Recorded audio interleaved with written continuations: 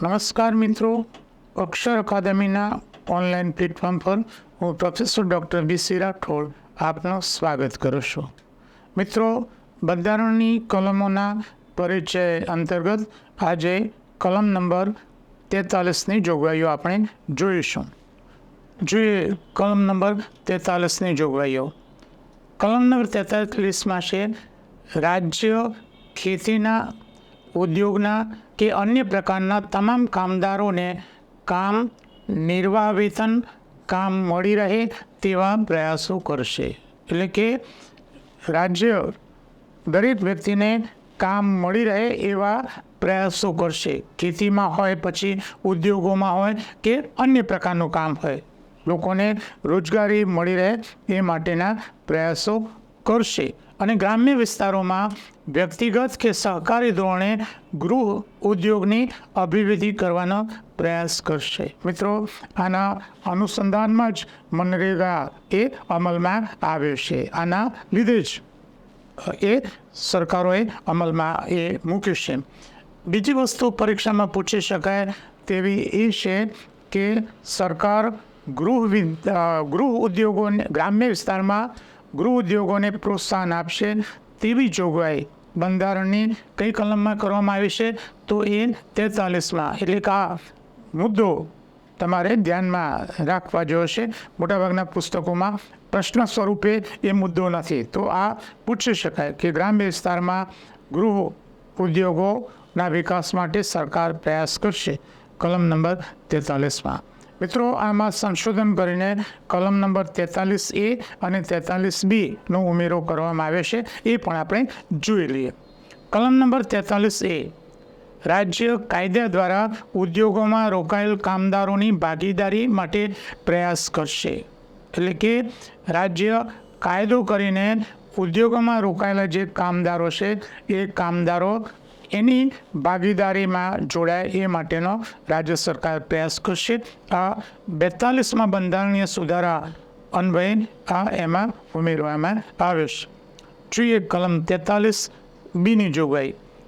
રાજ્ય સહકારી મંડળીઓના સ્વૈચ્છિક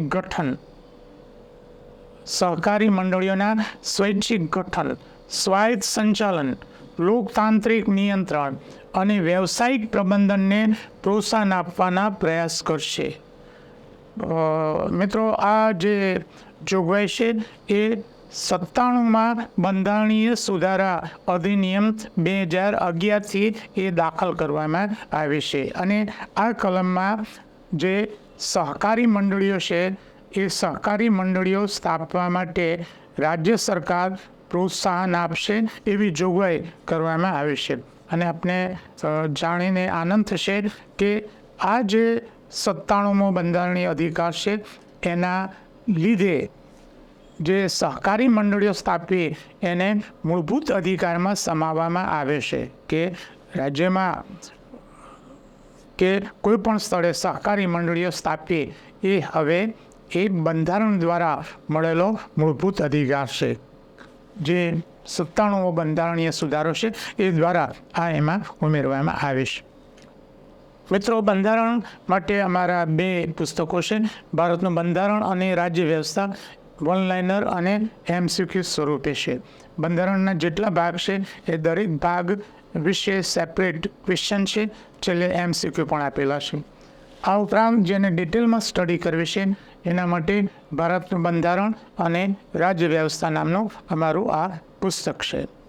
આ ઉપરાંત અમારી 2 ટેલિગ્રામ ચેનલ છે, બી.સી. રાઠોડ કરંટ અફેર્સ, જેમાં રોજે રોજનું કરંટ અફેર્સ ઉપરાંત દરરોજની 10થી 15 જેટલી પોસ્ટ મૂકવામાં આવે છે. માસિક કરંટ અફેર્સ અને 1-2 વિડીયો એમાં મૂકવામાં આવે છે. આ ઉપરાંત અમારી બીજી ચેનલ છે ગૌરવંતી ગુજરાતી, જેમાં ગુજરાતી ભાષા, સાહિત્ય અને વ્યાકરણને લગતી પોસ્ટ મૂકવામાં આવે છે. હજુ સુધી આપે જો અમારી આ બંને ટેલિગ્રામ જોઈન થયા નથી તેમાં, તો આ બંને ટેલિગ્રામ ચેનલમાં જોઈન થવા વિનંતી છે. વધુમાં આજનો આ વિડીયો આપને પસંદ આવ્યો હોય તો લાઈક કરીને શેર કરવાનું ભૂલતા નહીં.